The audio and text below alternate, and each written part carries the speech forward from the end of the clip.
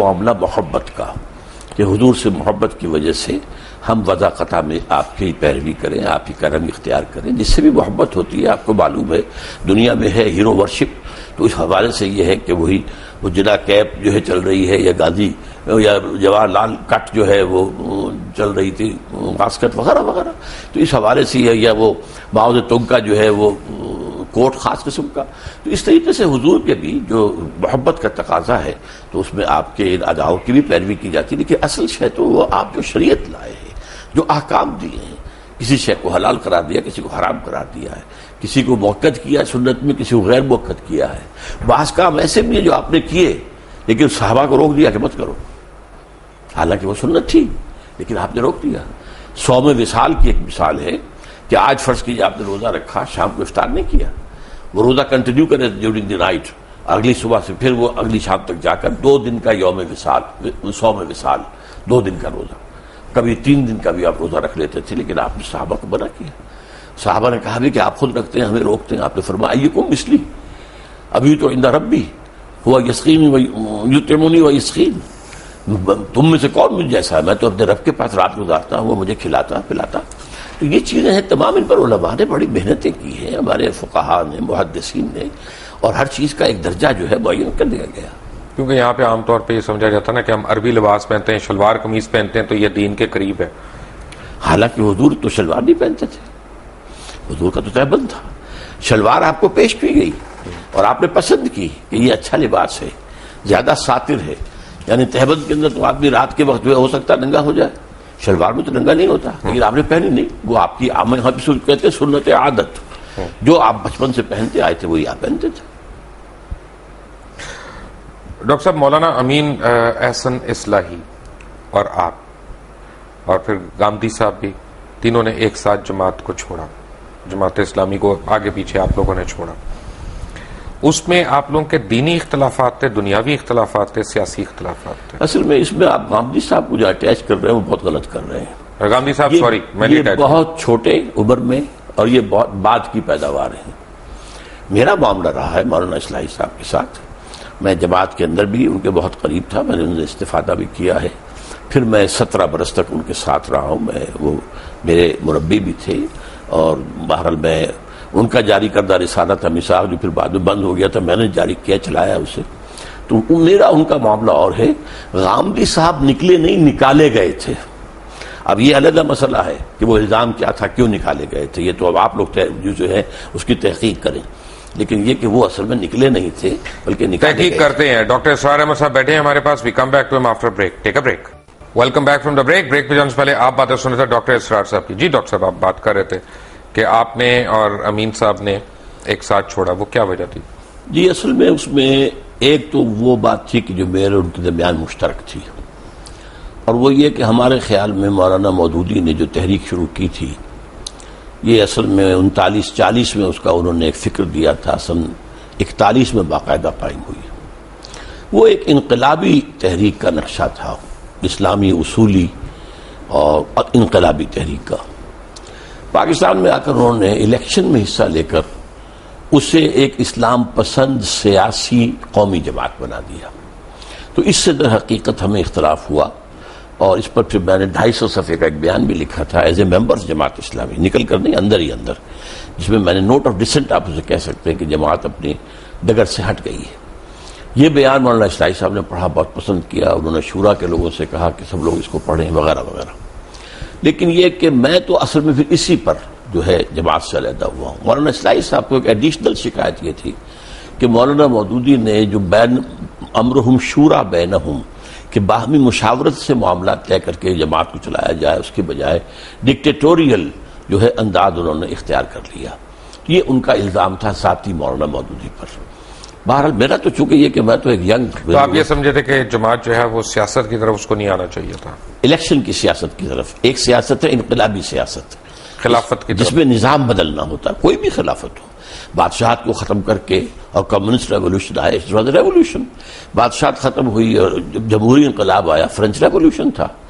ایران کے اندر بادشاہت ختم ہوئی اور علماء کی حکومت قائم ہو گئی، ایک ریولوشن ہے. تو ریولوشن اور ہے، الیکشن اور ہے. الیکشن تو کسی سسٹم کو چلانے کے لیے کیا جاتا ہے، الیکشن میں حصہ لینے والی پارٹیز جو ہے بیسک جو ہے نظام اس میں کمپرومائز کر رہی ہیں. مطلب یہ کہ اب امریکہ کے اندر ریپبلکن اور ڈیموکریٹس کے اندر امریکہ کے نظام پولیٹیکل سوشو اکنامک سسٹم تو کوئی اختلاف نہیں ہے. تھوڑا سا ہوگا امیگریشن پالیسی پر ہو جائے گا, ہیلتھ کیئر پر ہو جائے گا وغیرہ وغیرہ. اس طرح برطانیہ کے اندر کنزرویٹو پارٹی اور لیبر پارٹی میں کیا اختلاف ہے؟ ان کا جو نظام ہے وہ تو متفق علیہ ہے. وہ تو یہ ہے کہ بھئی آپ اپنا مینیفیسٹو دے دیجئے, ہم اس طرح کر دیں گے, ہم ٹیکسیشن میں یہ کمی کر دیں گے یا وہ کر دیں گے, ٹھیک ہے آ جائیے. تو نظام نہیں بدلا کرتا الیکشن سے, الیکشن کے لیے ریولوشن آتا ہے. اچھا مجھے یہ بتائیں کہ آج کل ایک جو ہے نا ڈپلیسٹی ہو رہی ہے, میں کنفیوژن کا لفظ نہیں استعمال کرنا چاہتا, ڈپلیسٹی ہو رہی ہے. ہم ایک خاص ایک طرح کا اسلام ہم اس کو پروموٹ کر رہے ہیں, کچھ لوگ اس سے ایگری کرتے ہیں, کچھ نہیں کرتے, لیکن ہو یہ رہا ہے کہ اوور آل اسلام کا ایک جو تصور پوری یعنی میں کہوں گا کہ ویسٹ کے اوپر آ رہا ہے وہ کوئی فرینڈلی تصور نہیں ہے. وہ ہم دیکھتے ہیں, ہمارے پاسپورٹ دیکھتے ہیں امیگریشن کاؤنٹرز میں کھڑا کر دیتے ہیں, کیونکہ یہی ہم دھماکے کرنے والے بھی ہم, خود کش حملے کرنے والے بھی ہم. اب یہ تو میں مانتا ہوں کہ جو حملے کر رہے ہیں ان کے ساتھ زیادتی ہوئی ہوگی, ضرور ہوئی ہوگی, یا ان کا جہاد ہے جو بھی ہے, لیکن جو لوگ شہید ہو رہے ہیں, جن لوگوں کو مارا جا رہا ہے, وہ بھی تو معصوم ہے. کیا اس کی اجازت ہے؟ اصل میں یہ تو بڑا ایک سینسیٹیو سے کوشچن ہے میرے نزدیک. اب جو بھی اس میں شہید ہو رہے ہیں, مارے جا رہے ہیں, بہرحال وہ تو اس غلط طریقے پر کام ہو رہا ہے. لیکن وہ بات سمجھ لیجیے اصل میں کہ ہمارا جو اس وقت ویو ہے ویسٹ میں, وہ کس اعتبار سے, وہ اسلام کو ایز اے ریلیجن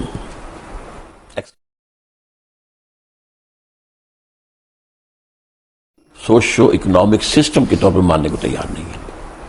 اور انہیں خطرہ یہ نظر آ رہا ہے کہ دنیا میں مسلمانوں کے اندر ایک دبی ہوئی چنگاری ہے. وہ جو علامہ اقبال نے ابلیس کی مجلس شورا میں جو ابلیس سے کہلوایا تھا کہ نہ مجھے اشتراکیت سے کوئی ڈر ہے اور نہ جمہوریت سے ہے, اگر کوئی خطر مجھ کو تو اس امت سے ہے, اس کی خاکستر میں ہے اب تک شرار آرزو. ان میں ایک آرزو ہے کہ ہمارا ایک نظام تھا, ایک پولیٹیکل سوشو اکنامک سسٹم تھا, ہمارا اپنا جو کرمنل لا تھا, ہمارا سول لا تھا, ہمارے فیملی لاز تھے, ہمارے جو ہے لا آف ایویڈنس تھا, یہ سارے قوانین تھے ہمارے, چلے تھے, 1000 برس تک چلتے رہے. تو اب ہم دوبارہ جو ہے اس کو دنیا میں نافذ, یہ چیز وہ ہے جو ویسٹ کو گوارا نہیں ہے. چنانچہ جیسے ہی پچھلی صدی کے اواخر میں یو ایس ایس آر ختم ہوا اور اس کے بعد نیٹو کو اثر نو آرگنائز کرنا شروع کیا گیا اور اس کی توسیع کی کوشش ہوئی, تو پوچھا گیا تھا نیٹو چیف سے کہ اب کس کے لیے, وہ آپ کا دشمن تو مر گیا, مرا پڑا, آپ کے قدموں میں پڑا, آپ سے بھیک مانگ رہا ہے, امداد مانگ رہا ہے. انہوں نے کہا تھا اب ہمیں خطرہ اسلامک فنڈامنٹلزم سے ہے.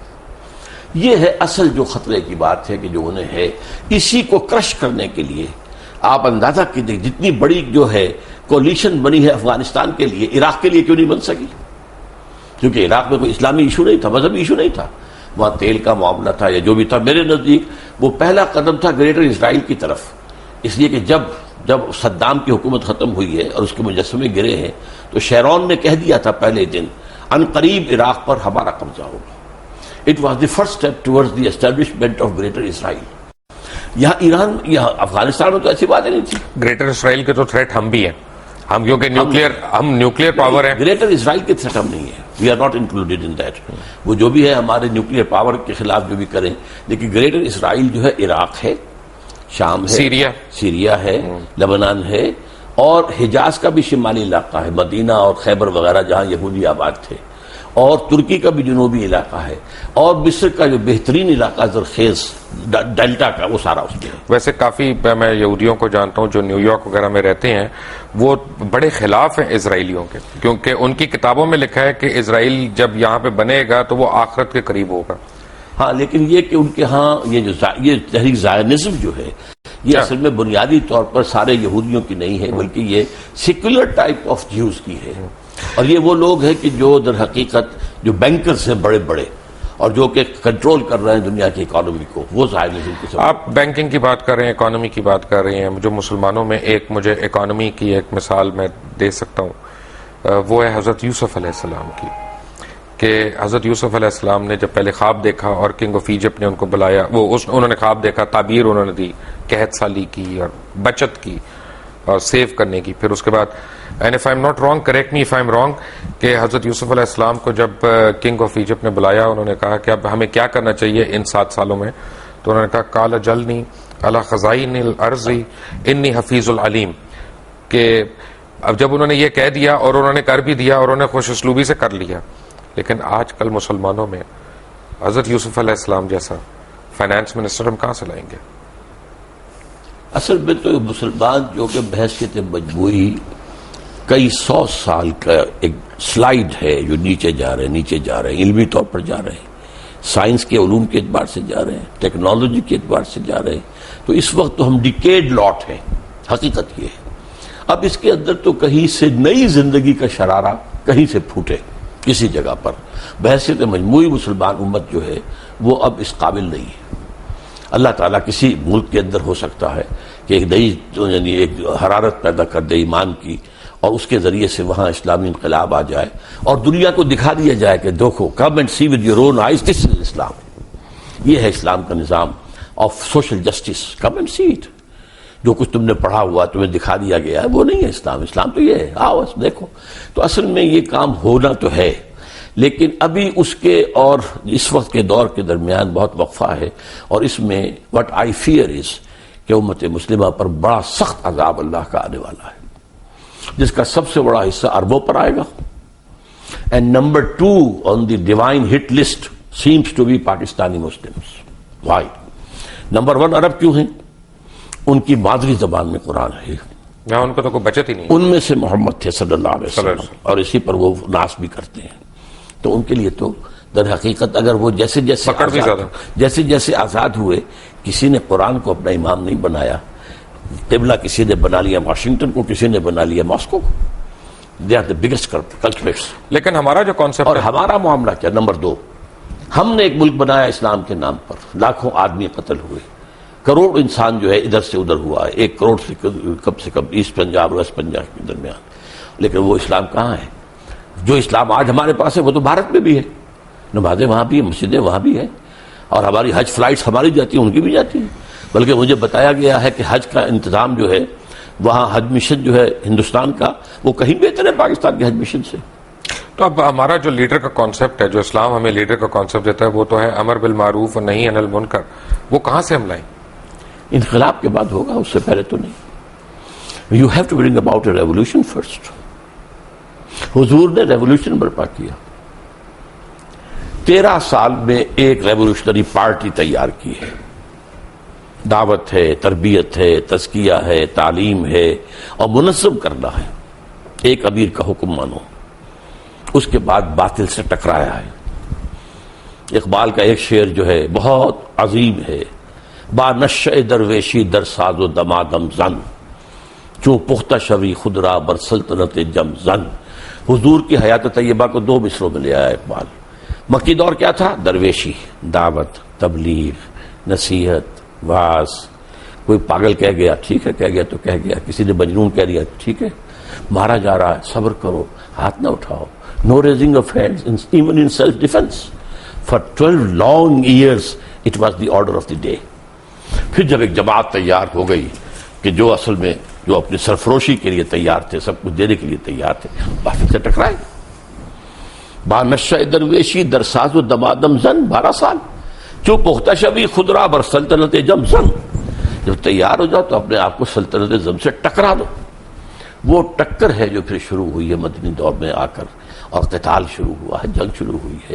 سینکڑوں صحابہ نے جانیں دی ہیں, حضور زخمی ہوئے ہیں, حضور کے دندان مبارک شہید ہوئے ہیں, خون کا فوارہ چھوٹا ہے, اور آپ کا خون اتنا گیا ہے کہ آپ بے ہوش ہو گئے ہیں. معلوم مشہور ہو گیا کہ آپ تو شہید ہو گئے ہیں.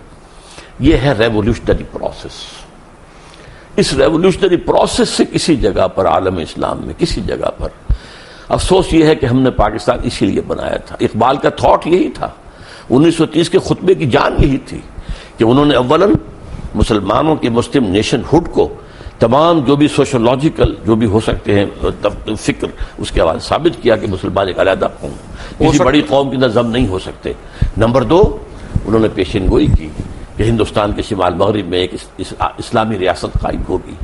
اور نمبر 3, انہوں نے کہا اگر ایسا ہو گیا تو ہمیں موقع ملے گا کہ اسلام کے چہرے پر جو بدنما داغ اور دھبے آ گئے ہیں دور عرب امپیریلزم میں یہ بنو امیہ اور بنو عباس جنہیں ہم خلفاء کہہ دیتے ہیں، یہ تو عرب امپیریلزم تھا. اس امپیریلزم کے اندر جو تصویر آتی ہے اسلام کی، دنیا اس کے حوالے سے اسلام کو جانتی ہے. یہ دھبے ہٹا کر پھر خلافت راشدہ کا نظام دوبارہ دنیا میں قائم کرنا، that was the Pakistan ideology. But we have failed, badly failed. Why? لمبی داستان ہے، بہت بات. میں سمجھتا ہوں کہ ان میں اصل میں ایک تو جو مسلم لیگ کی تحریک کے اندر کچھ انہیرنٹ ویکنیسز تھیں وہ سامنے آئی. مسلم لیگ کی تحریک ایک تحریک تھی، موومنٹ جو آندھی کی طرح آتی ہے اور بگولے کی طرح نکل جاتی ہے. تحریک جو ہے اس کے ساتھ جب تک کہ کوئی مضبوط جماعتی ڈھانچہ نہ ہو، کارڈرز، معین کارڈرز کے ساتھ ایک مضبوط جماعت، وہ آگے نہیں چل سکتی. یہی فرق تھا مسلم لیگ میں اور کانگریس میں. کانگریس ایک مضبوط جماعت تھی، اس کے کارڈرز تھے، اس کا نظم تھا. مسلم لیگ کا نہیں تھا معاملہ، وہ تو ایک تحریک تھی.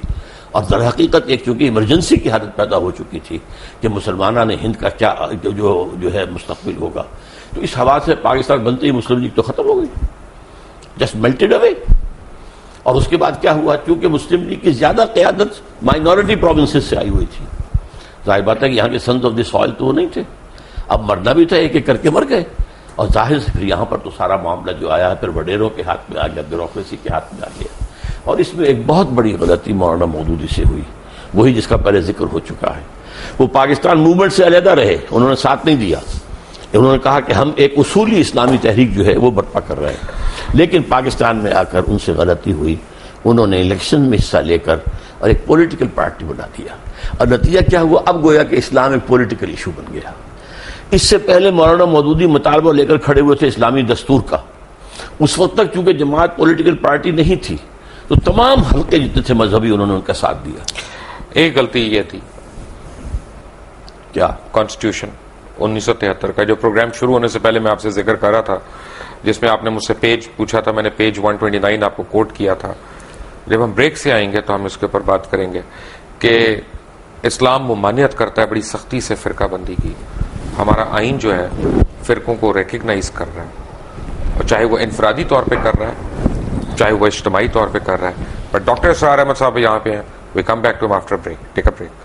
Welcome back from the break. Break پہ جانے سے پہلے آپ باتیں سن رہے تھے ڈاکٹر اسرار احمد کی. ڈاکٹر صاحب میں نے آپ کو کانسٹیٹیوشن دکھایا، اس میں پریمبل میں ایک چیز لکھی ہوئی ہے کہ wherein the principles of democracy, freedom, equality, tolerance and social justice as enunciated by Islam shall be fully observed. اور دوسرا آگے پیج 129 پہ اسلامک پروویژنس کے اوپر لکھا ہے کہ in the application of this clause to the law of any Muslim sect, the expression Quran and Sunnah shall mean the Quran and Sunnah as interpreted by the sect. تو پہلی بات تو یعنی There was a word personal law، وہ اب کہاں گیا؟ Personal law of any Muslim اس کو کہیے. پہلا تو یہ ہے کہ ڈیموکریسی اور اسلام جی ان کا مجھے تو تضاد لگتا ہے. مجھے نہیں لگتا، میں بتاتا ہوں آپ. بسم اللہ. Democracy as such is kufr and shirk. It is based on the principle of popular sovereignty. اسلام میں sovereignty belongs to God. اللہ بالکل. سروری زیبا فقط اس ذات بے ہمتا کو ہے، حکمراں ہے ایک وہی باقی بتانے آسری. اچھا، اس کا نتیجہ کیا ہے؟ اللہ کی کتاب اور اس کے رسول کی سنت، اس کی پابندی کرنی پڑے گی. اس کے اندر امرہم شورا بینہم، جہاں اللہ اور اس کے رسول کا کوئی حکم نہیں ہے باہمی مشورے سے معاملہ طے کر لو. کوئی اتھارٹیرینزم، کوئی ڈکٹیٹرشپ نو، کوئی ڈائنیسٹی نو. امرہم شورا بین، دس از جمہوریت، اسلامی جمہوریت. You can say it's a controlled democracy, limited democracy. Limited by the injunctions of the Quran and the Sunnah, not by any person or any dynasty or any monarch, no whatsoever, by injunctions of the Quran and Sunnah. میں اس کی مثال دیا کرتا ہوں، بہت سادہ سی ہے، 2 minute میں ذرا لے لیجئے کہ اگر آپ کے پاس ایک گھوڑا ہے، آپ چاہتے ہیں کہ وہ بھاگے بھی نہ لیکن یہ کہ جڑ بھی نہ جائے اس کے